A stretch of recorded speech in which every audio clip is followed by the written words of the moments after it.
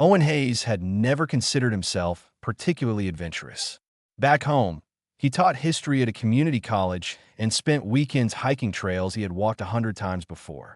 Then the collective arrived, and suddenly Earth needed people willing to leave everything behind. 6 months of training later, Owen found himself representing humanity at Harmonygate, a trading station where 70 different species conducted business under neutral skies. The invitation arrived on his personal tablet during breakfast. Ambassador Silith of the Luminera wished to share a cultural meal. Owen accepted immediately. His training had emphasized the importance of these informal gatherings where real diplomacy happened, away from conference rooms and official transcripts. The dining hall occupied an entire level of the station, designed to accommodate the varied needs of countless species. Some ate in water tanks. Others required specific atmospheric conditions maintained by force fields. The Luminera needed nothing special, which Owen appreciated. Silith waited at a table near the observation windows where stars burned cold and distant. The ambassador's body resembled living crystal, geometric patterns shifting beneath a translucent surface. Light moved through Silith in ways that made Owen's eyes water if he stared too long. The Luminera communicated through color changes and a translation device that converted those colors into sound. "I am pleased you accepted my invitation." Silith's device spoke in a pleasant neutral tone. "Breaking bread, as your people say, creates understanding." Owen smiled and took his seat. Around them, dozens of species ate foods he couldn't begin to identify. A server approached, some kind of floating jellyfish creature that bobbed gently in the air. It presented Owen with a menu on a holographic display that he scrolled through options, trying to find something familiar. Most dishes were described in terms he didn't recognize. Then he saw it, Terran traditional meal. The description mentioned grilled protein with seasonal vegetables. "Close enough to home. I'll have that," Owen said, pointing. The server floated away. Silith had already ordered, though Owen hadn't noticed when. They made small talk about the station, about the collective's governing structure, about Earth's oceans, which apparently fascinated the Luminera. Owen relaxed. This felt manageable. His meal arrived 15 minutes later. The moment the server placed it on the table, Silith's colors changed. The soft blues and greens that indicated contentment vanished, replaced by sharp reds and purples Owen had never seen before. The ambassador's crystalline form seemed to vibrate.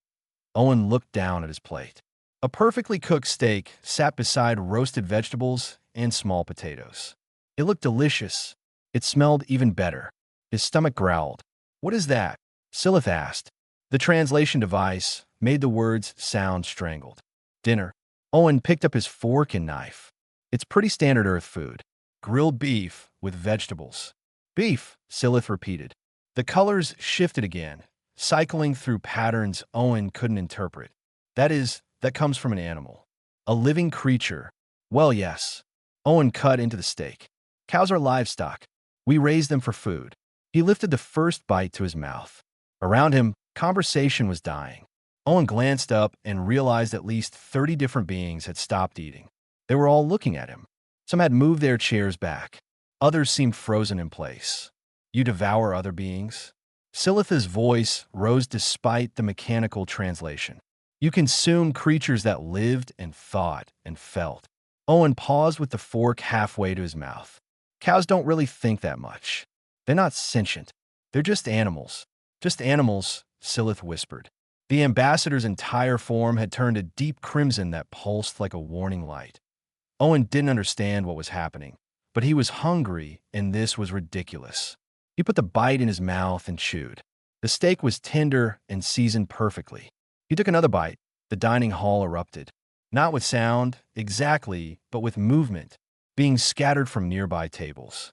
A creature that looked like a mobile plant tried to hide behind a pillar. The floating jellyfish server dropped the tray it was carrying with a crash that echoed through the suddenly silent space.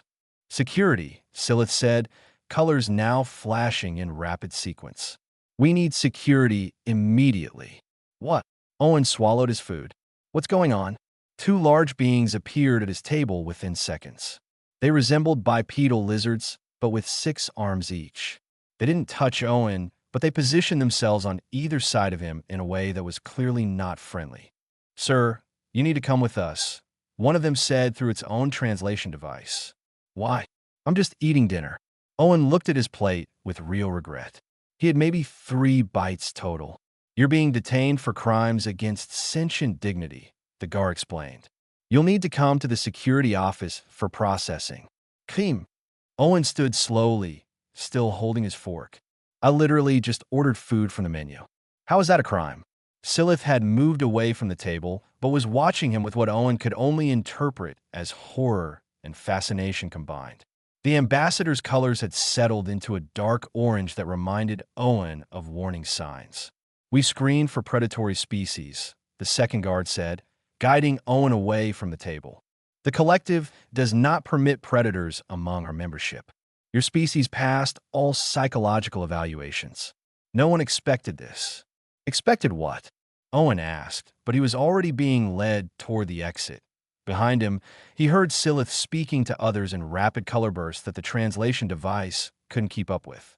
The words devourer species and primitive carnivore came through clearly enough. Owen looked back at his half-eaten steak sitting abandoned on the table. Around it, every species in the dining hall stared at the plate like it contained something radioactive. Some were still backing away. He had represented humanity for exactly 6 hours before becoming an intergalactic incident. There had to be a record for that somewhere. Owen clutched his fork tighter and let the guards escort him into a corridor that led deeper into the station, toward whatever came next for the human who ate dinner and accidentally terrified an entire civilization. The door sealed shut behind them, cutting off the view of the dining hall, where one cooling steak had just changed everything. The holding room was white, aggressively white.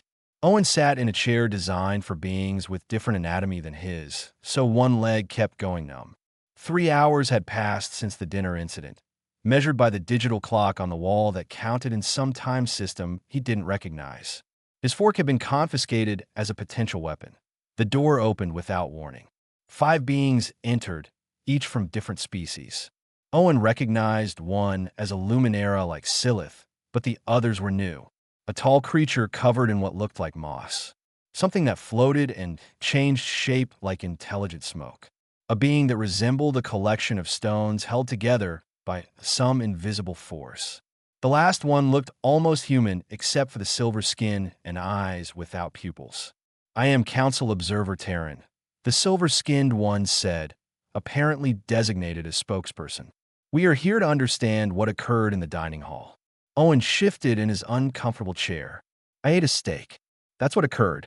You consumed the flesh of a living creature," the Luminera observer said, colors flickering with what Owen was learning meant distress. "You killed another being and devoured its body." "Well, I didn't personally kill it. It came from a farm on Earth where we raise cattle for food. It's processed and prepared and shipped frozen." Owen realized this explanation wasn't helping. "Look, humans eat meat. We've always eaten meat. It's normal for us." The moss-covered being rustled, and its translation device crackled. "Define normal." The collective has encountered 17,000 species across 300 systems. Not one consumes other living creatures. This behavior is associated exclusively with failed civilizations that destroy themselves through violence. Owen felt his frustration building. Earth isn't a failed civilization. We have art, culture, philosophy, science. We sent messages into space hoping to find others like you. We passed all your entry requirements.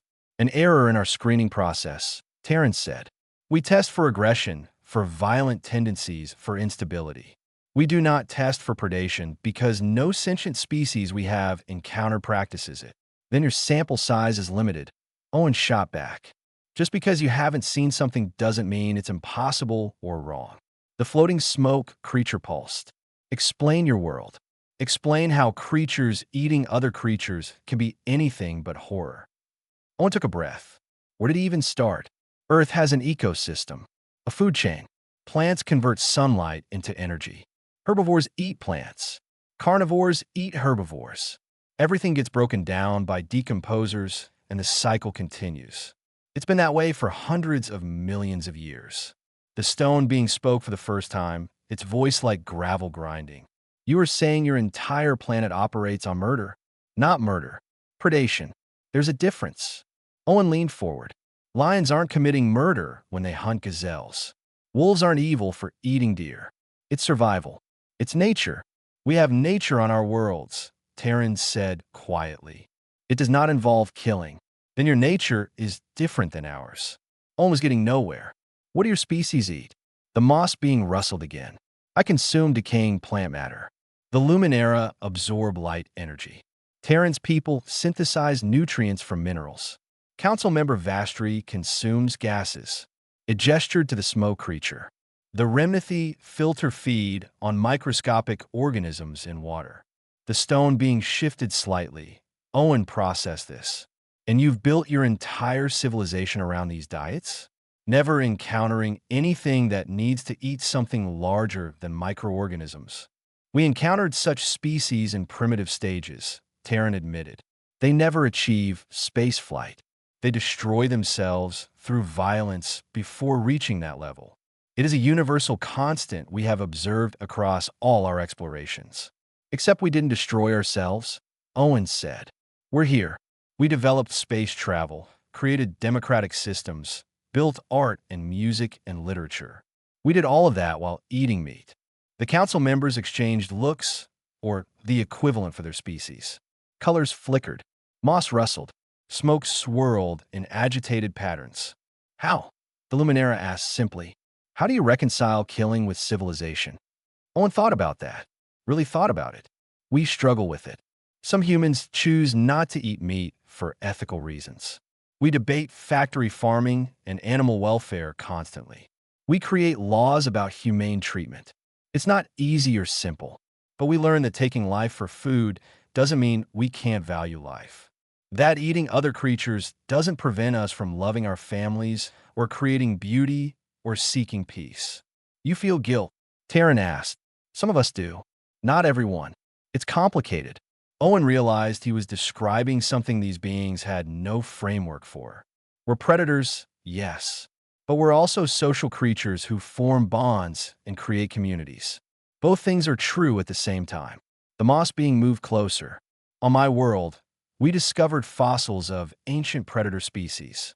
They were our ancestors millions of years ago. We evolved past that stage, transcended our violent origins. Your species has not. Or we evolved differently, Owen countered. Maybe transcending nature isn't the only path forward.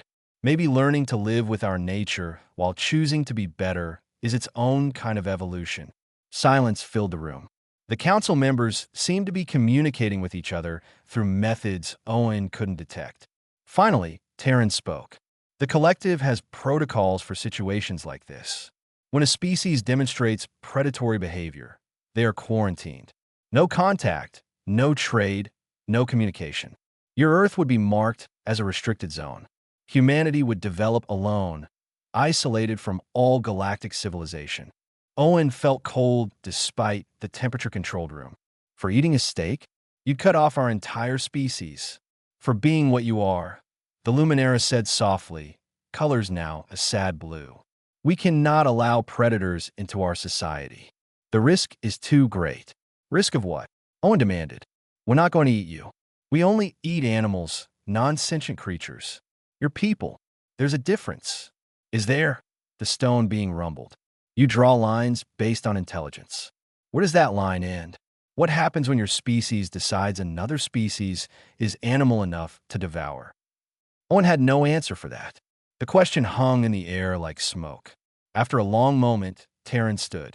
You have 1 week, the silver skin being said. Prove to us that humanity deserves membership despite being a devourer species.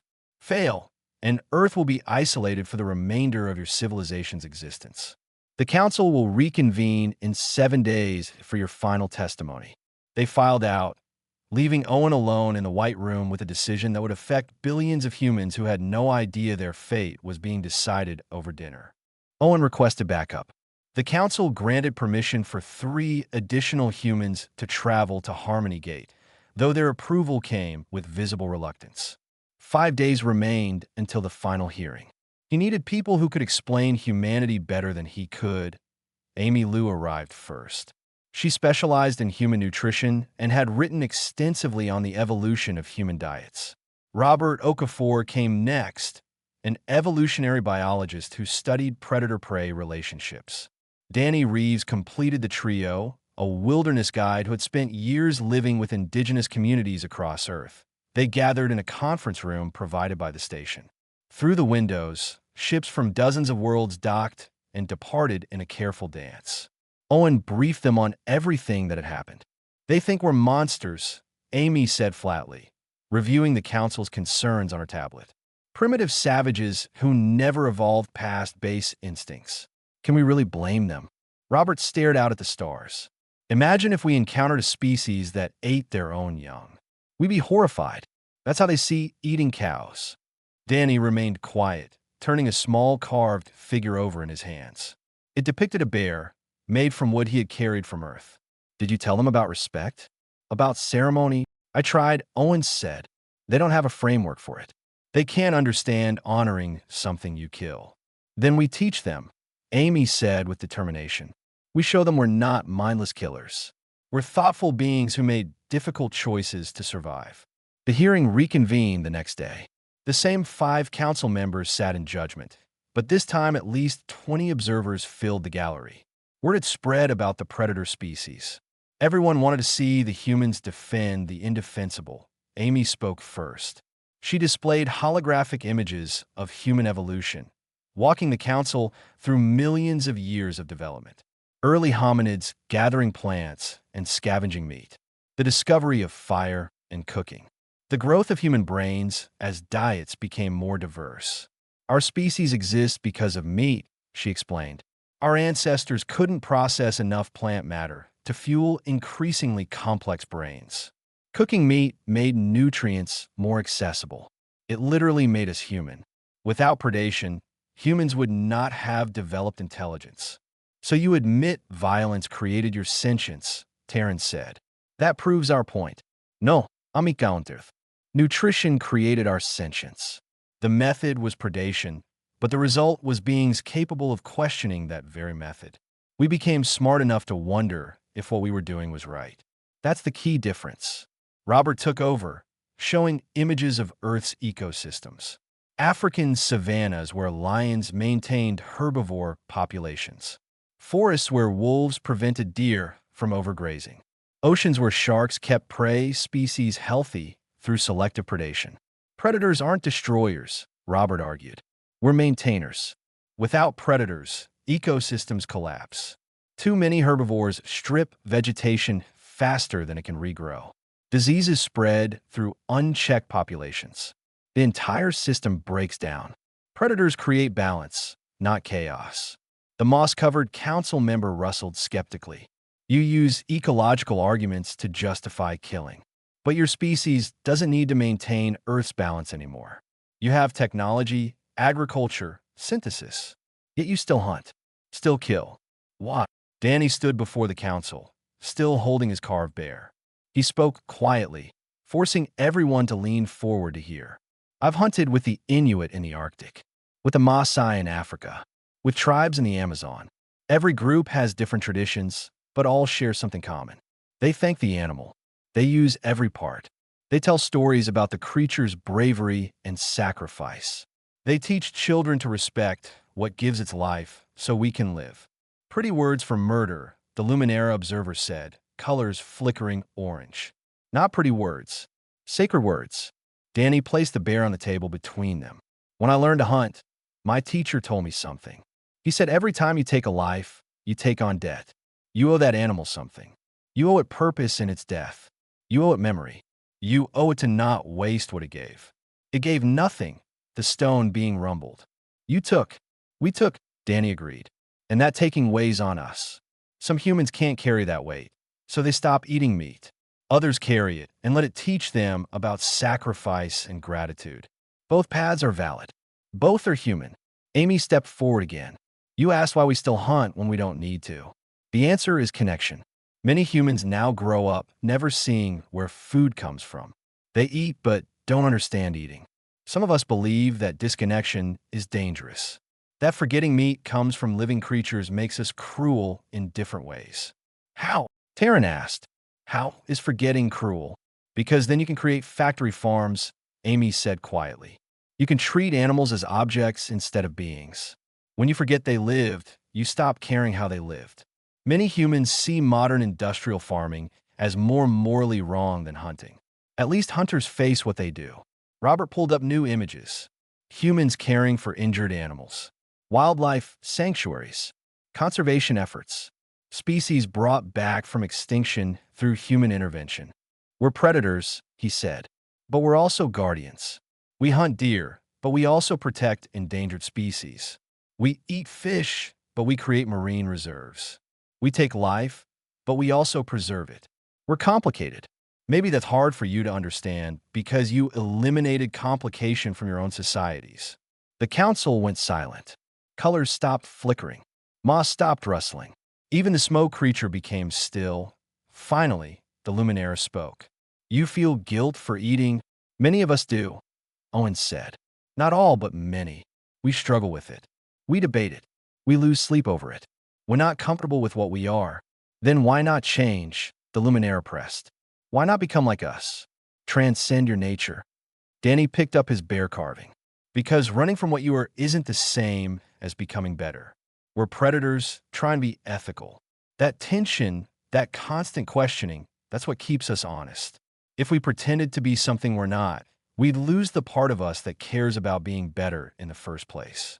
The council members looked at each other. In that moment, Owen saw something he hadn't seen before. Uncertainty.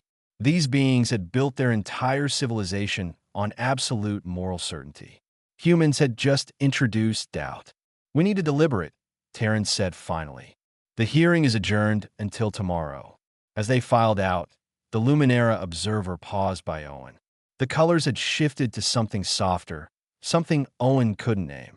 Your words trouble me, the being said through its translator. They trouble me deeply. I do not know if that is good or bad. That's called thinking, Owen replied gently. Welcome to being human. The emergency broadcast interrupted breakfast. Owen was attempting to eat synthesized protein that tasted like cardboard when every screen in the station switched to the same feed. A colony world called Virtus 3 was experiencing what the report called an ecological crisis. Amy pulled up additional data on her tablet. Forest Moon, colonized 80 years ago by the Remnanthy. Population about 50,000. They're filter feeders, live near water sources. She scrolled through reports. Something's wrong with the plant life. Everything's being choked out by a single species. Robert joined them, his own tablet showing satellite images of Virtus 3. The forest had turned an unnatural purple color, like a bruise spreading across the landscape. That's not good. That's really not good. Danny studied the images over Robert's shoulder. What is that? Ecological collapse, Robert said grimly. Some species is growing unchecked. See how it's strangling everything else? The native plants can't compete. They're dying off. Owen watched the news feed. Remnanthy colonists looked distressed, their stone-like forms gathered around dying water sources. The plants that sustained their food chains were vanishing. The report estimated they had months before starvation became a serious concern. The council has approved unlimited resources for solution development, the news anchor announced. Scientific teams from 15 worlds are working to identify the cause. Robert was already shaking his head. I bet I can identify the cause right now. They removed a predator, some insect or animal that kept that purple plant in check. Without it, the plant's spreading without limits. Amy looked up sharply. Can you prove that? Give me access to their ecological surveys from before colonization. Robert's fingers flew across his tablet. Every collective world I've studied shows the same pattern. They eliminate anything that eats other living things, even insects. Then they wonder why their carefully balanced gardens go wrong. Oh, I had an idea. A terrible, perfect idea. What if we help them? The others turned to look at him. The council wants proof we're not monsters, Owen continued. Here's a crisis our understanding of predator-prey relationships could solve. If we fix this, they have to listen. Or they reject the solution because it comes from predators, Danny said quietly. Pride makes people stupid. Worth trying. Amy decided. What do we need? Robert was already pulling data. Access to their planetary surveys, biological records, anything about what lived on Virtus 3 before they arrived. Then we find what they killed and figure out how to bring it back. Owen contacted Taryn directly. The silver-skinned council member appeared on his screen, looking exhausted. We can help with Virtus 3, Owen said without preamble. Our biologist thinks he knows what caused the problem. Taryn's expression was hard to read. The greatest scientific minds in the collective are working on this. What makes you think you can succeed where they fail? Because they don't think like predators, Owen replied. They're trying to cure symptoms. We look for what's missing from the food chain. 3 hours later, Robert presented his findings to a hastily assembled team of collective scientists. The meeting room felt hostile before he even started speaking. These beings had spent decades studying ecology and resented the implication that primitive meat-eaters understood their field better. Robert displayed a series of charts showing Virtus 3's ecosystem before colonization. This plant, which you call the purple creeper, existed in small, scattered patches. Its growth was limited by an insect species called, in your records, the Virtus beetle. These beetles fed exclusively on purple creeper leaves. A scientist from some species Owen didn't recognize spoke up. We are aware of the beetle. It was eliminated during initial colonization as it showed aggressive behavior toward equipment. Aggressive behavior, Robert repeated. They were probably attracted to similar chemical compounds in your equipment. You eliminated them as pests, as any rational species would. Another scientist said defensively. As any species without predators would, Robert corrected. You saw a nuisance and removed it. You didn't consider that nuisance served a purpose. Now the purple creeper has no natural control. It's doing what evolution designed it to do, spreading and competing. Without the beetles to eat it, nothing stops it. The room erupted in arguments. Scientists objected to the word eat applied to their world. They insisted other solutions must exist. Chemical treatments, genetic modifications, controlled burns. Robert waited for them to finish. You tried all of those, he said calmly. According to your reports, chemical treatments kill the purple creeper temporarily, but harm native plants worse. Genetic modification backfired when the modified plants turned out to be even more aggressive. Controlled burns spread faster than you could contain them because the planet's atmosphere has higher oxygen content than your crews anticipated. You're out of options. Except, Taryn asked from the back of the room. Except reintroducing the Virtus beetle, Robert said. A controlled population, carefully monitored. Let them do what they evolved to do. Eat the purple creeper. The horror in the room was palpable. Scientists recoiled as if Robert had suggested releasing a plague. Impossible, one stated flatly. We do not weaponize living creatures. You already did, Amy interjected. You weaponized the purple creeper by removing its predator. Now it's killing your colony. We're suggesting you restore balance. By introducing violence into a peaceful world, a scientist shot back. Denny stood up slowly. Is it more violent to let beetles eat plants, or to let 50,000 people starve while plants take over their world?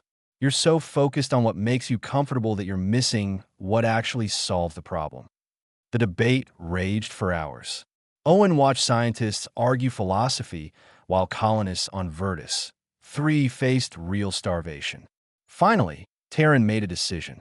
We will attempt a small-scale test, the council member announced. One valley, isolated and monitored. If the beetles control the purple creeper without causing additional problems, we will expand the program. Robert nodded. I'll need samples of the native beetle population. There must be some preserved specimens in your museums or research facilities.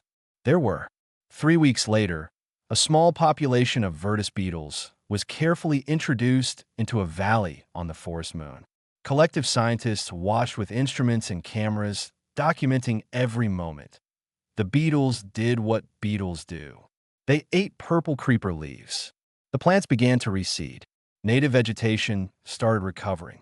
Within 2 months, the test valley showed dramatic improvement. The council authorized full deployment. Beetle populations spread across Vertus 3, and everywhere they went, the purple creeper retreated to sustainable levels. The ecosystem began to stabilize. The colonists' food sources recovered. Owen received a message from Terran on the night the colony was declared out of danger. It contained only one line. Your predator logic saved 50,000 lives. The council is reconsidering our position. Amy read the message over his shoulder. We just taught an entire civilization that sometimes eating is necessary. Think they'll remember that lesson? Danny asked. Owen looked out at the stars. I think we just complicated their entire worldview.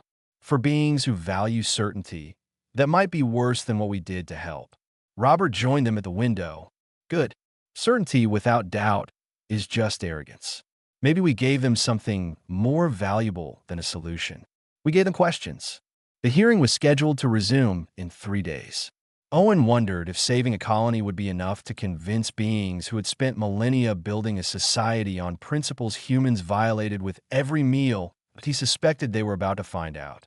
Silith contacted Owen privately on the evening before the final hearing. The Luminera ambassador requested a meeting on Observation Deck 7, a quiet space where few beings gathered. Owen arrived to find the crystalline entity standing before a massive window, colors shifting in slow, contemplative patterns. Thank you for coming, Silith said without turning. I wanted to speak with you away from councils and observers. Owen joined the ambassador at the window. A nebula glowed in the distance, clouds of cosmic dust lit by newborn stars. They stood in silence for a long moment. I have been researching your world, Silith finally said. Every database entry, every historical record, every piece of art and literature humanity has shared with the collective. I have consumed it all. And? Owen prompted. And I am more confused now than when I watched you eat that steak. Silith's colors rippled. Your species makes no sense. You write poetry about the beauty of life while taking that life for sustenance. You create sanctuaries for animals while farming others. You cry over the death of pets while eating similar creatures. You are walking contradictions. Owen smiled slightly. That's pretty accurate, yeah. How do you live with that? The question sounded genuinely distressed. How do you exist in constant opposition to yourselves? I don't know if we have a choice, Owen said thoughtfully. We're aware enough to question our nature, but not evolved enough to escape it. We're stuck in the middle, trying to be better than what we are while still being what we are. Silith turned to face him, and the colors were unlike anything Owen had seen from a Luminera before. Deep purples mixed with golds, swirling in complex patterns. I must tell you something, the ambassador said. Something the collective does not speak of. Something buried in our oldest records. Owen waited. The Luminera were not always beings of light, Silith began slowly. Billions of years ago, we were flesh. We walked on legs. We had mouths with teeth. The colors darkened. We were predators. Owen felt his breath catch. We hunted, Silith continued. We killed. We ate other creatures, just as you do. Our evolution records are clear about this, though we do not teach them to our young. When we achieved sentience, when we first looked at ourselves and understood what we were, we felt such shame. So you changed, Owen said softly. We fled from ourselves, Silith corrected. We used technology to accelerate our evolution. We forced ourselves to become beings that feed only on light, that exist without violence. It took millions of years and countless failed attempts. Many died in the process. But eventually, we succeeded in becoming what we believed we should be rather than what we were. Every species in the collective has this history. Every single one, Silith confirmed. The Remnanthy evolved from creatures that crushed and consumed prey. The species you call moss people once had digestive systems that broke down animal matter. Terran's ancestors were ambush predators that paralyzed victims with toxins. We all carry shame in our past. That is why we created the collective, a society built on beings who transcended their violent origins. Owen processed this, and then we showed up. And then you showed up, Silith agreed. Still predators, still eating meat, still comfortable with what you are. You did not flee your nature. You did not feel shame enough to change. You simply carried your contradictions into space and asked us to accept them. Does that make us wrong? Silith's colors swirled in what might have been confusion. That is what troubles me. I want to say yes. Every moral framework I know says yes. But when I study your species, I see something we lost. You mentioned it during the hearings. You called it struggle. The tension between what we are and what we want to be. Owen said. Yes. Silith moved closer to the window. The collective is peaceful. We have not had war in 10 million years. We have eliminated violence, eliminated hunger, eliminated suffering. We have created paradise. But we have also eliminated challenge, growth, change. The colors shifted to something that looked like sadness. We are stagnant. We colonize only worlds that welcome us easily. We avoid danger. We flee from difficulty. We have been perfect and peaceful for so long that we have forgotten how to overcome obstacles. You think that's a problem? I think it was inevitable, Silith said. Until you arrived. You solved problems by facing them, not avoiding them. You saved Virtus. 3, because you understand struggle. You know how to work with nature's violence rather than pretending it doesn't exist. We have spent eons running from what you accept. Owen considered this carefully. Are you saying predation makes us better? No, Silith replied. I am saying pretending we never were predators made us weaker. We cut out part of our history, part of our nature, and convinced ourselves we were evolved. But perhaps we were only hiding. They stood together in silence, watching the nebula birth new stars through violent collisions of matter and energy. What will happen tomorrow? Owen asked. At the hearing, I do not know, Silith admitted. The council is divided. Some want you gone, want to maintain our purity. Others see what I see, that perhaps humanity's arrival is not corruption, but mirror. You show us what we fled from. That terrifies many. And you?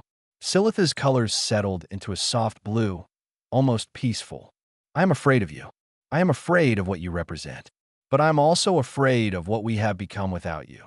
The collective is safe and comfortable and dying slowly. We do not grow. We do not change. We repeat the same patterns endlessly. You need something to shake you up, Owen suggested. We need something to remind us that safety is not the same as wisdom, Silith corrected. That peace achieved by running from violence is not true peace. That transcending nature by denying it is not transcendence at all. Heavy stuff for the night before we find out if humans get quarantined forever, Owen said with a weak smile. I wanted you to know, Silith said, that regardless of what the council decides, speaking with you has changed me. I cannot unsee what you have shown me about my own species, about our carefully constructed lies about who we are. What will you do with that knowledge? I do not know yet. The colors shifted again. Perhaps that uncertainty is the first real growth I have experienced in centuries. You humans are very inconvenient. Owen laughed despite the tension. We get that a lot. They remained at the window until the station's artificial night cycle dimmed the lights.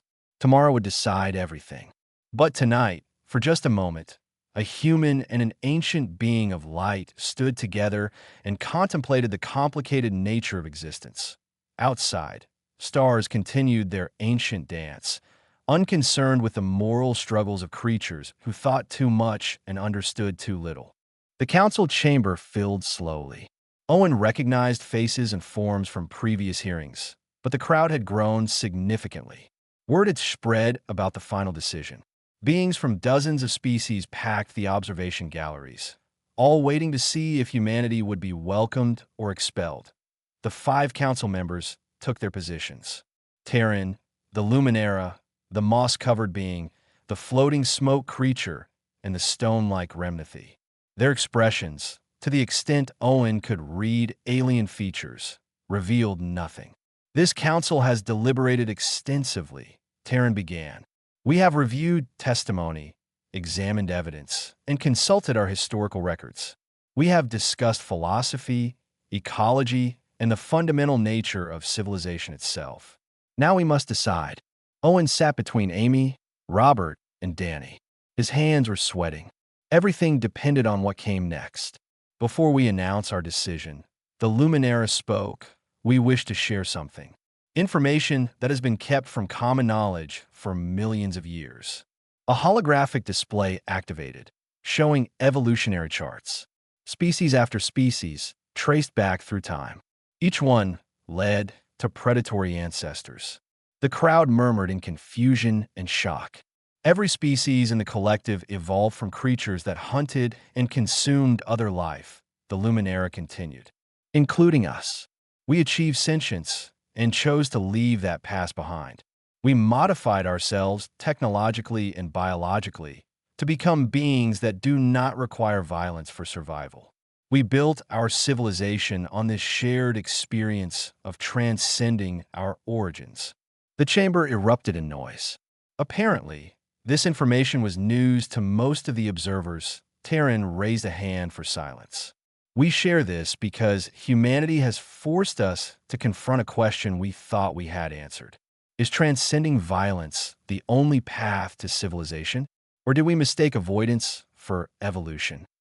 The moss-covered council member rustled forward. The humans saved Virtus, 3 using principles we had abandoned. Predator-prey, relationships, the balance of consumption. They succeeded where we failed because they understood something we had forgotten. Nature is not peaceful. It is balanced. This presents a dilemma. The stone remnanthy rumbled. If we admit humanity to the collective as they are, predators among the peaceful, we acknowledge our own philosophy may be incomplete. If we reject them, we deny evidence that their way has merit. The smoke creature pulsed and swirled. There is also practical concern. We are not warriors. We have no military, no defense. We have existed in peace because we encountered only peaceful species. But the galaxy is vast. What happens when we meet something truly hostile? Owen's chest tightened. Where was this going? Terran stood. 3 days ago, our long-range monitoring stations detected something at the edge of collective space. Ships. A fleet of enormous size moving through systems, harvesting resources. They do not communicate. They do not negotiate. They simply take everything and move on. A new holographic display showed footage that made Owen's blood run cold. Massive vessels, angular and sharp, stripping entire planets of resources. The images showed worlds reduced to lifeless rocks. We attempted contact, Terran continued. They responded by destroying our monitoring stations. Analysis of their technology suggests they view all biological life as resources to be processed and consumed, not in the natural way humans eat, but in industrial-scale harvesting. They will reach our outer colonies within months. The council chamber fell silent. The collective has no response to this threat, the Luminaris said quietly. We have no weapons, no wodias, no cultural understanding of conflict. We have lived in safety for so long that we have forgotten how to face danger. Owen understood now. This wasn't just about humanity anymore. Humanity remains what we fled from, Terran said, looking directly at Owen. You are predators. You understand violence not as concept, but as reality. You know how to fight because you never forgot how to survive. You want us to protect you, Amy said, her voice steady. We need you to protect us, the Luminara corrected, and to teach us what we lost when we evolved past survival. We have a choice now. Reject humanity and face extinction with our principles intact, or accept you despite our fears and learn to survive again. The stone remnanthy spoke. There are conditions. Humans may not hunt sentient species, obviously. You must respect our laws regarding the treatment of animals, even livestock. You must work to minimize suffering even as you accept its existence. You must be both predators and teachers. In return, Terran said, humanity gains full membership in the collective. Access to our technology, our knowledge, our networks. You will serve as our defense force and advisors on matters of conflict and survival. You will help us remember what we forgot. Owen looked at his companions. Amy's eyes were wide. Robert was nodding slowly. Danny sat perfectly still, processing everything. You're asking us to be guardians for species that think we're monsters, Owen said carefully. We are asking you to be what you already are, Silith replied. Complicated beings who carry violence and compassion together. Predators who chose to protect rather than destroy. You kept your nature, but added morality to it. That is what we need. And if we refuse? Owen asked. Then Earth is quarantined, and the collective likely falls to the Harvester fleet within a generation, Terran said bluntly. We are not issuing threats. We are stating reality. We need you. The question is whether you can accept us despite our judgment of what you are. Owen thought about Earth. Billions of humans who had no idea this conversation was happening. He thought about the collective, species that had achieved peace by running from their own nature. He thought about the Harvester fleet coming to strip worlds bare. We accept, he said, on one condition. The council waited. You stop treating us like we're less evolved. Owen continued. We're not primitive or failed. We're different. If we're going to protect you, you need to respect us. Not despite being predators, but including it. The council members looked at each other. Colors flickered. Moss rustled. Smoke swirled. Stone ground against stone. Agreed, Terran finally said. Welcome to the collective humanity. May you teach us what we need to survive. The observers erupted in noise, some cheering, some protesting, many simply confused. Owen barely heard them. He was thinking about what came next. Training peaceful species for war. Teaching beings who fled from violence how to face it. That evening, Silith invited Owen to share another meal. This time, the ambassador came to the human quarters where Earth food was prepared. Owen ordered a steak. It arrived perfectly cooked, just like the one that started everything. Silith sat across from him, crystalline form shifting with colors Owen was learning to read. The ambassador watched as Owen cut into the meat. May I ask you something personal? Silith said. Sure. Does it trouble you? Knowing something died for your survival. Owen paused with his fork halfway to his mouth. He thought about the question honestly. Every single time, he admitted, that's how I know we're still human. That's how I know we won't become like the harvesters. We feel the weight of what we take. We carry that debt, and we try to be worthy of it. He took a bite. Silith watched, colors swirling in patterns that might have been understanding or might have been ongoing horror. Probably both. I am glad we did not quarantine you, the ambassador said softly. Even if you terrify me, I'm glad you didn't too, Owen replied. Even if you confuse the hell out of me. Outside, preparations were already beginning. Human military advisors were being contacted. Defensive strategies were being drafted. The collective was learning to face danger instead of fleeing from it. All because one human ate a steak and refused to apologize for being what humans are. Complicated, contradictory, predators trying to be better, and maybe, just maybe, exactly what the galaxy needed.